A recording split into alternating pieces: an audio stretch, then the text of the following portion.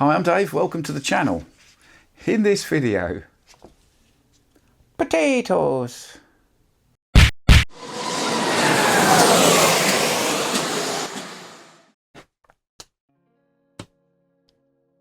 So, potatoes. Now, you will have seen potatoes on recent videos probably, cropping up here and there.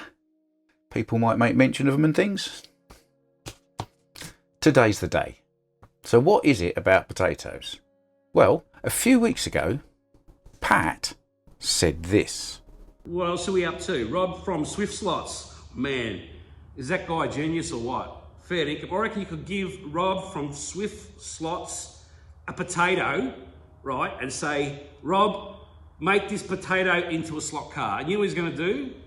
I reckon, you know what he's going to do? He's going to say, all right, Pat, oh, what do you want? 124, 132, HO, you know, what sort of car do you want? He could make that potato into a slot car. That guy is a genius. And he's right, because Rob could do that. And I thought, Rob's going to do that. Rob's going to make a potato or some other vegetable or fruit or something into a slot car. And it's going to be one of those Rob from Swift Slots videos. It's going to be amazing. I'm going to be glued to every moment of it while he beautifully manufactures an entire setup to go underneath a vegetable of some sort and then turns it into a beautifully handling, beautifully smooth running, marvellous piece of miniature engineering, because that's what Rob does. And he does it really, really well. And I'm not Rob. I'm not even close to Rob. I'm kind of probably like the poor man's Rob. In fact, if you ask the poor man who the poor man's Rob is, he'd probably say it was me. So let's let Rob do all the clever stuff. And I thought, I wonder if you can get fake potatoes. And it turns out, if you look on eBay, for only a few pounds, you can get loads of them. And the best bit about them is, I don't know if you can see this, but they are all actually the same shaped potato. And inside here, it's actually just polystyrene. So, plenty of scope for doing things with that. So given that I've got a cheap potato, I thought, well, I'm going to need to put a chassis under it of some sort. Now, I'm not yet at the point where I can just randomly build my own chassis out of some things I found in my pocket and on the floor like Rob can. So I'm going to start with the most straightforward and basic chassis that I can. This is a Pioneer Legends complete rolling chassis with motor and electrics, everything apart from the body really. And you can get these off the Inner Slot website for the whole £25. I mean, you know, if it all went horribly wrong and I had to throw it all away, I've spent £25. But that's not going to happen, because how am I going to ruin some axles and a motor and, you know. So really, the worst case is, what's the most expensive bit in here? Well, that's the motor, and it's £8.50. I'm not going to break that. The next most expensive thing, I think, is the chassis plate. And I looked that up, and you can get one of those on their own for £4.50. So with what I've got planned, even though I don't know if it's going to work or not, the most expensive mistake I can make here is £4.50. If I ruin this chassis, I can get another one for £4.50, put everything back on it, and I've still got a fully working Legends rolling chassis, which is what I had to start with. And like I say, these work out about £1 each. So it's another one of those, let's just have a go. It doesn't really matter if it goes wrong, because we haven't made a massive expensive mistake if we do so. So what I want to do here in this video is embody some of the spirit of that mad Red Bull soapbox racing stuff, but in a slot car. I'm going to chop this about. I'm going to make this small enough to fit under here, rather than finding a big enough potato. It's all going to be a little bit busket as we go along, see what happens. So we better start, I suppose.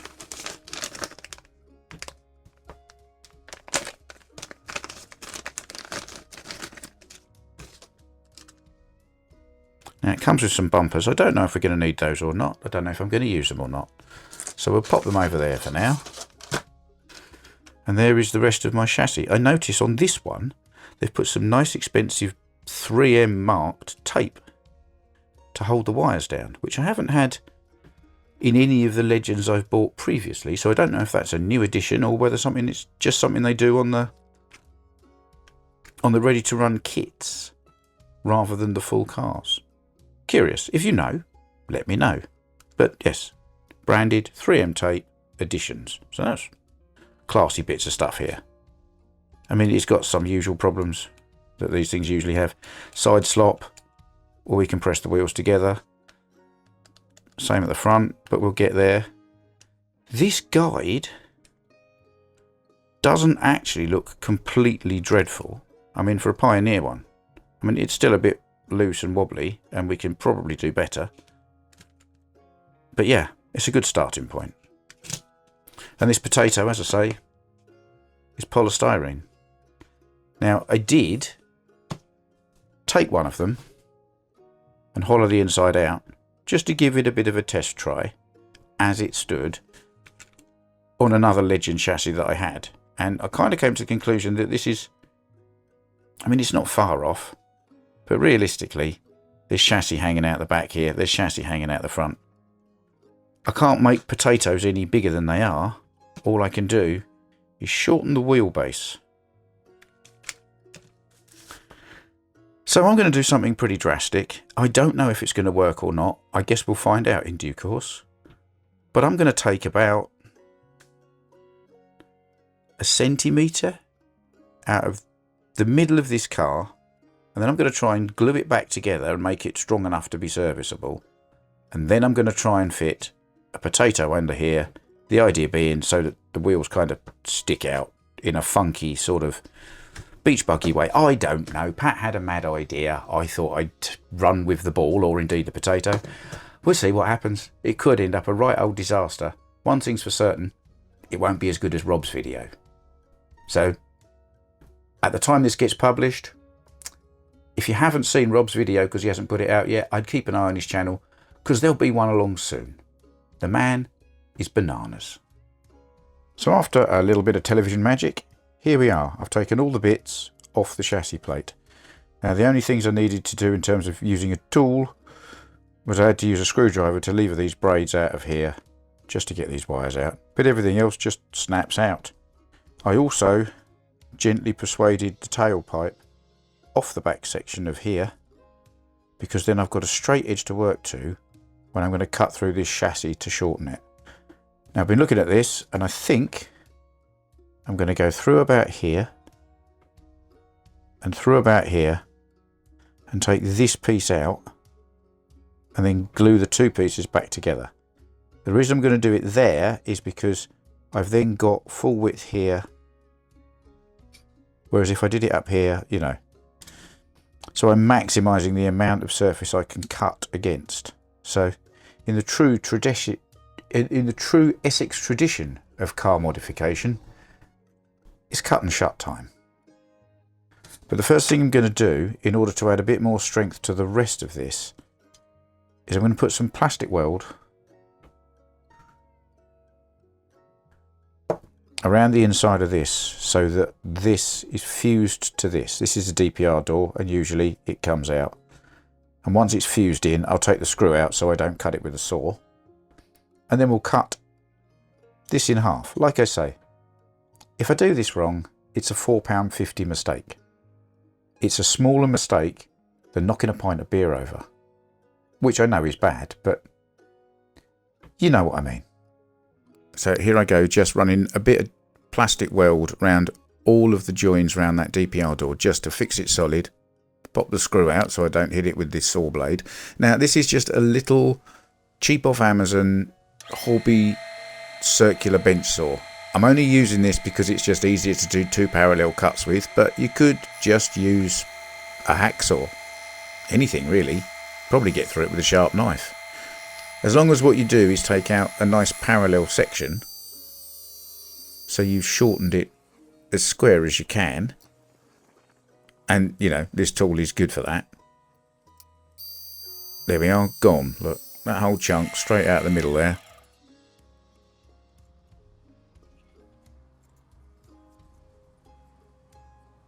And now we have a considerably shortened piece of chassis. So here we are back at the bench after that piece of brutality. Because obviously a Legend chassis is never short enough, is it? So I will just check. I don't know because I didn't measure, but I will now let you know how much I took out of the middle of it. 17mm apparently. Now, as you can see, the plastic weld worked really well. That little sliver of DPR door is not coming off of there. And indeed, that piece is not coming off of there. And what I am going to do, because I think if I put the motor in here,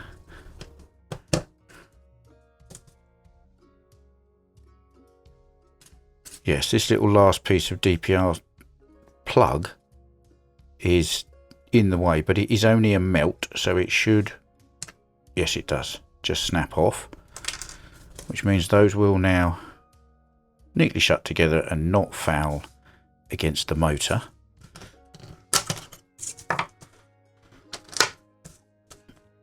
And what I need to do is just clean these up a little bit where they've got some edging off the saw blade, where it's slightly melted the plastic as it was cutting. I should be able to just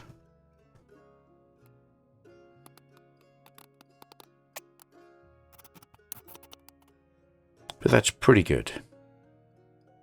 I think I've got plenty of flat surface to glue the two pieces together with, and probably add some more strengthening as well, because we have created a weak point and it is right near where the motor is. But we'll see how we go. Like I say, I'm busking this. What I am going to do, because I can, because I've got one, is I'm going to jig this back up onto this jig so I know that everything is square before I glue it back together. It should be, because the saw was quite square, but as I've got the tools, I might as well use them. So I'll take the wheels off here, put the bearings and the axles into here, and then I'll pin it down to the board and we'll be able to check everything is square. So you don't need to watch me do that. We'll be back in a minute. So here we are. I've pinned the two parts of the chassis to the board, put the bushings and the axles back in, and then I have pinned the axles and pinned the axles so they are parallel to those, and then I've put two more in either side here just to stop these two pieces. Everything's locked nice and solid, and therefore I can run some plastic weld along here and I know everything will be square and flat like it's supposed to be. As an aside, when I was taking the wheels off these axles, for some strange reason, the wheels on the left hand side of the car are made of black plastic, but the wheels on the right hand side of the car, now I don't know why, made of white plastic. Never seen that before. I mean, they're the same wheels, but anyway. Let's glue this together with a little bit of plastic weld.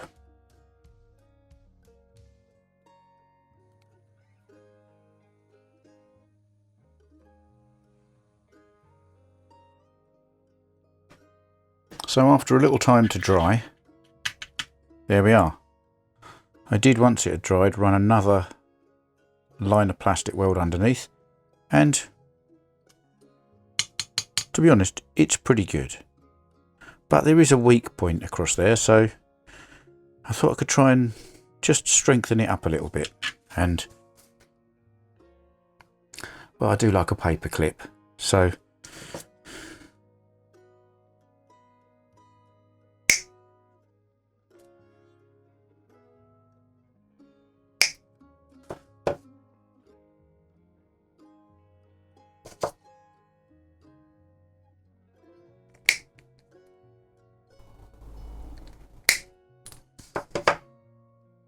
I think what I'm going to do is I'm going to bond that, oops, across there, just into that little ridge.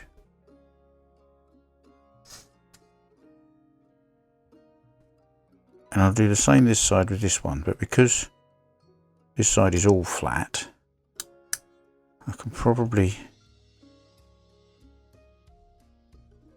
bond it in further down there.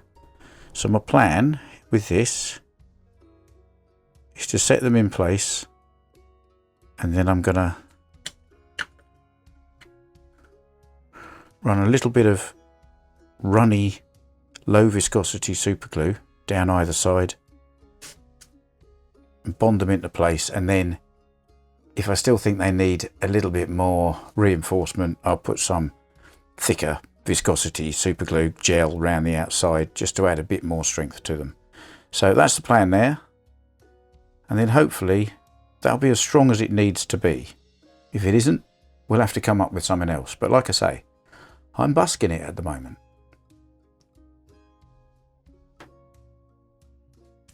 So here we are again, and I have to say that it's worked really well.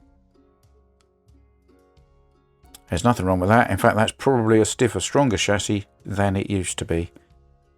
I did as I said, and I ran some thin super glue along there, and then once it had set, I ran a bit more of the thicker super glue along there. I also ran another piece of beader super glue across the join, across the middle. Just, I don't know, just for a bit of extra strength. But that is definitely better than I expected.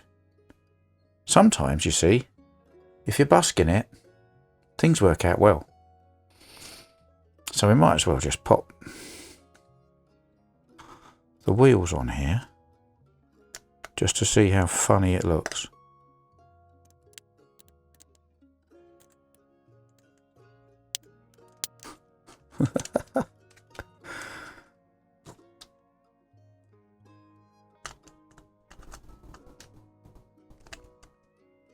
Now this is already a very fun and silly little car. I'm really happy with how this is going so far. So as you can see now, I've put the motor in and cut the wires off short here because I'm going to put in a Slotting Plus SP101001. It's a standard universal guide. You get 2 in a packet. I get them from Pendle. I think you can get them plenty of places. And essentially, it is a replacement guide. A little tiny screw to go in the top. And 2 of these little top hat finial things. And these guides on these legends go straight in. And all you have to do is trim the top slightly so that this is a little shorter here. Put the screw in and that'll fit lovely, and it'll work lovely, and it's not too much hassle, and it's quite a bit better than this old Pioneer setup, which they're not too bad on a Legend, but they're not great. So easy fix.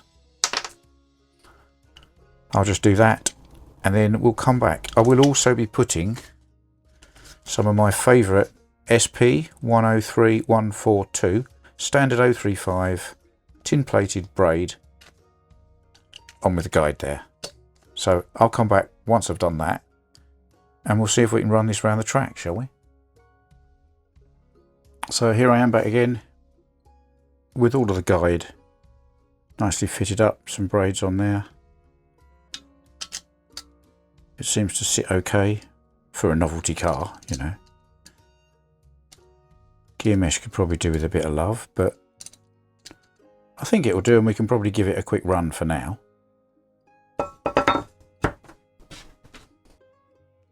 Okay, here we are at the track. As you can see, this is a very small car indeed. just give it a couple of test laps just to make sure it still kind of drives in a straight line.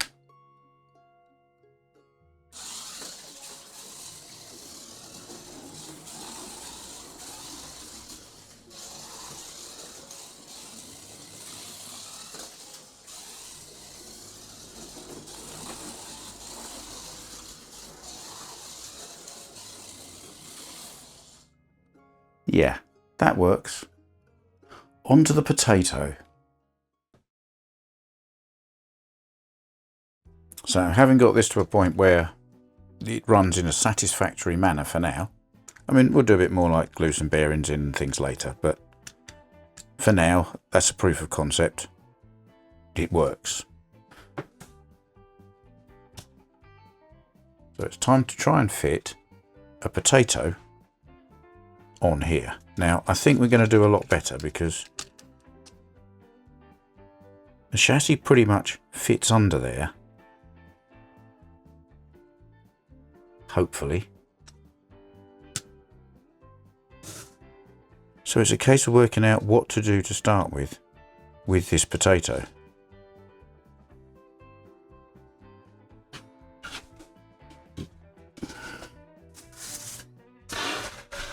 I think I might need a chopping board.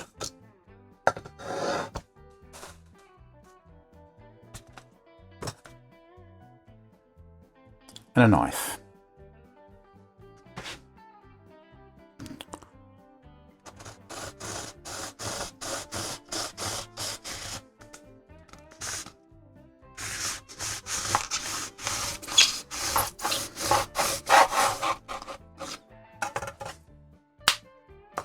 Look, polystyrene. Told you.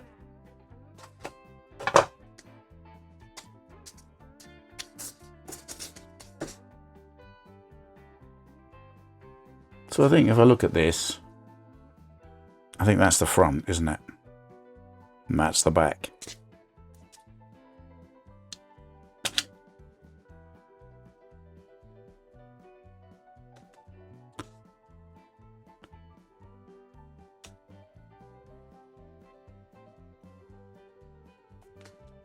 So I'm just going to mark and cut and mark and cut until we get to somewhere that looks like this is probably going to fit over the wheels and onto the body. And then I'll work back from there, I think. And see, I don't know, see where we end up. I've got a load of spare potatoes if I go wrong. So, off we go.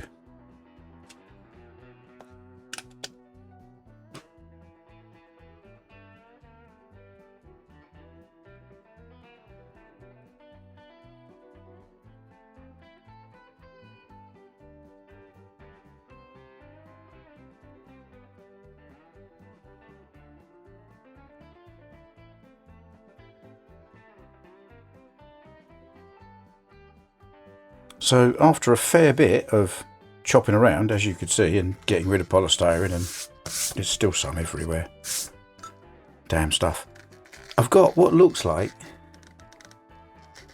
the beginning of an idea. Now I think I've obviously got a bit overzealous with the cutting around the wheel arches, but I think actually once I can do that a bit neater, the position of the potato on the chassis is looking pretty good. So, as you know, I've got a few more of these. I'm going to go away. I'm going to do some better cutting using this one as a starting point because I immediately know how much to cut off.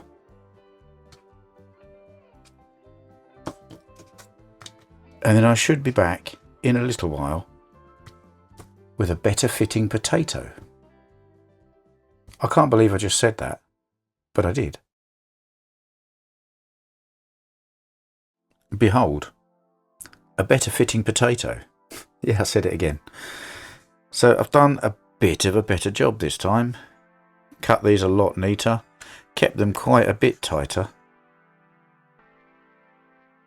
Now, I think you'll agree that's all much more of a snug fit. It's not actually attached to the car at the moment. I'm going to explain why.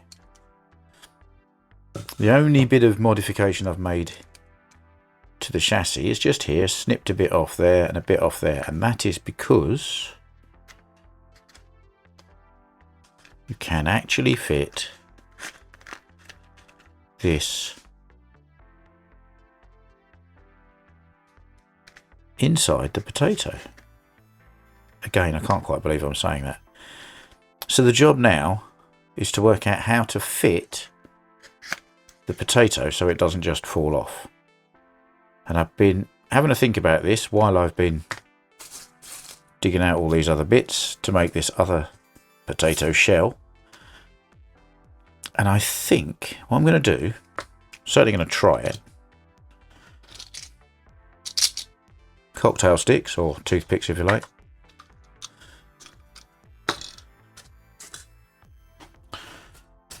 So obviously that's pretty good. That's not going anywhere. I think if I can get some bits of this and maybe stick them in here somehow, trim them down, and I've got a bit of double-sided tape, which I think will probably be the best thing to try and stick this, because if you try and stick this with, oh, I don't know, super glue or something, it will melt and disappear. So the plan, I think, is a piece on there and a piece on there, and probably do the same across the back. Put the potato on and then puncture all the way through with a cocktail stick, because the cocktail stick is actually long enough. So I'm going to have a go at that, and if it doesn't work, I'll come back and we'll try something else. And if it does work, we've got a car. Wish me luck.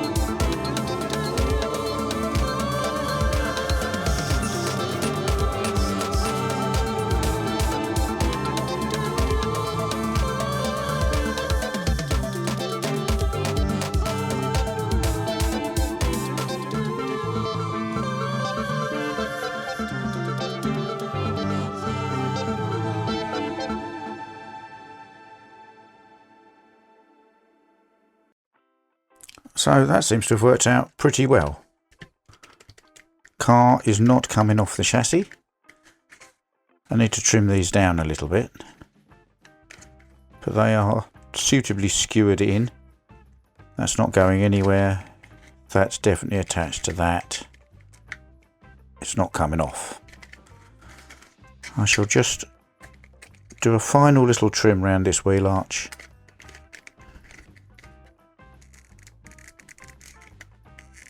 A couple of little adjustments across here, but I think we're pretty good. Front wheels spin. Back wheels, there's a little bit of rubbing, but we're not far off, so I'll have a little bit of a fettle. But good news, I think we're getting there. So here we are after a final bit of fettling, and I think I've got there. I've trimmed off the ends of the cocktail sticks so that the body just fits on. You can just sort of pull those out to get the body off.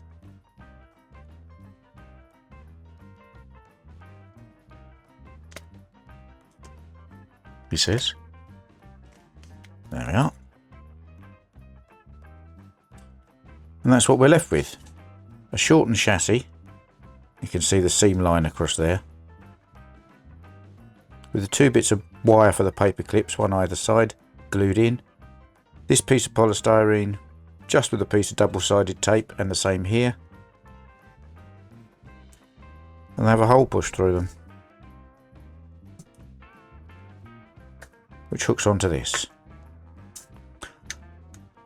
Adjusted the guide up a little bit more, glued the bearings in, and sanded the tyres. And that's about that for that piece. And then in here, I've hollowed it out a little bit more, and I've used a bit of black Sharpie just around the edges here so that you can't see white if you happen to look up that way. I mean, it's an aesthetic thing. And I've run a piece of black Sharpie all the way around the edges of these arches, almost like a bit of eyeliner, just to hide the fact that I probably didn't trim it very well. So any rough edges kind of get overlooked then. So we can pop this back on here.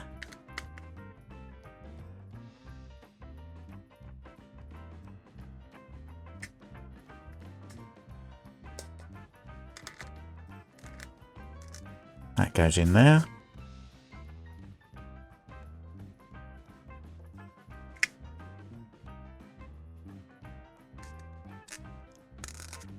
That goes in there. And I think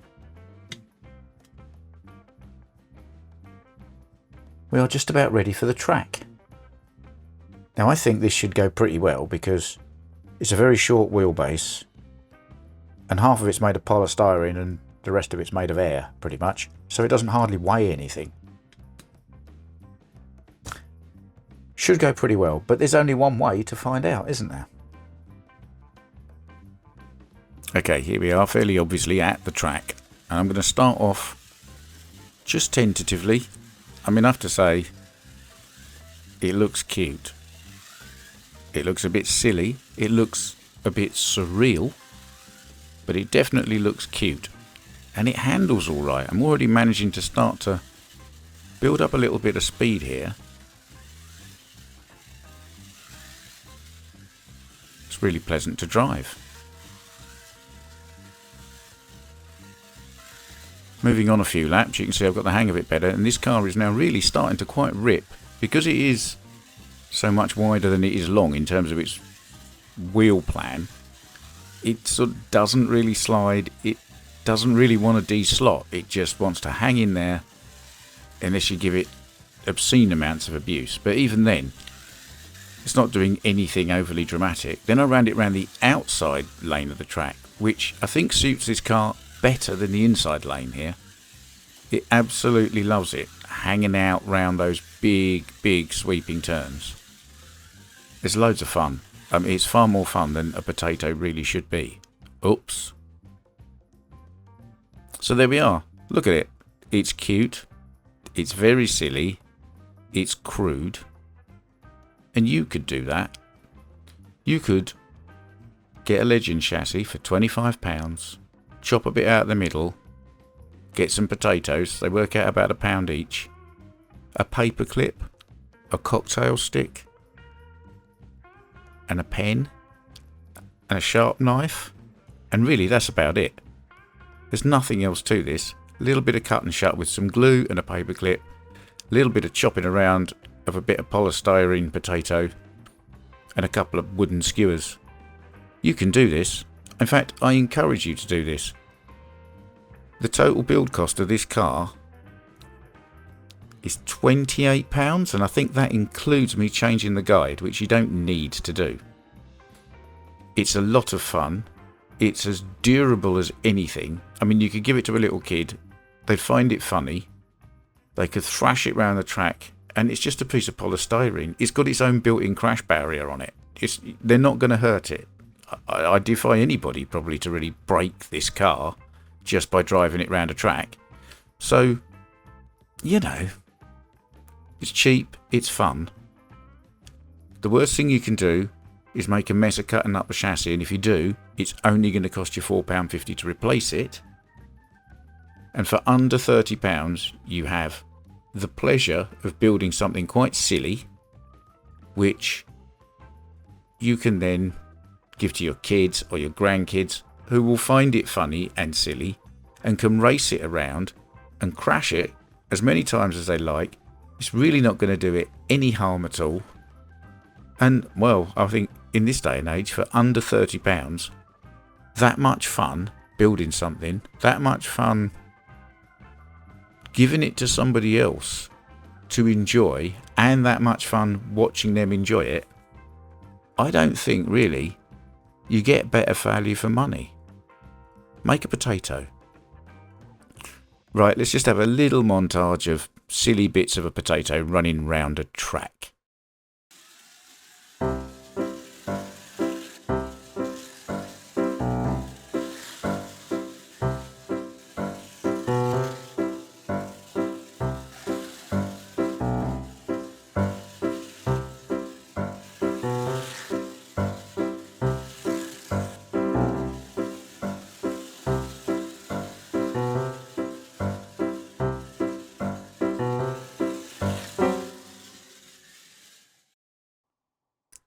Right, so let's end on a bit of a flyby of what has to be the most ridiculous slot car I've got. The potato. Because Pat thought it was a silly idea. But you could make one. Look at that. That does look really mean, just sitting there on the track. Now, Mr. Thumbs Up Man, he approves. Harry Hidey Face, I think he wonders what the hell he's looking at. As always, thanks for taking the time to watch one of my videos, quite a long one this time. If you liked it, you will find a button specifically for that. Thanks, John.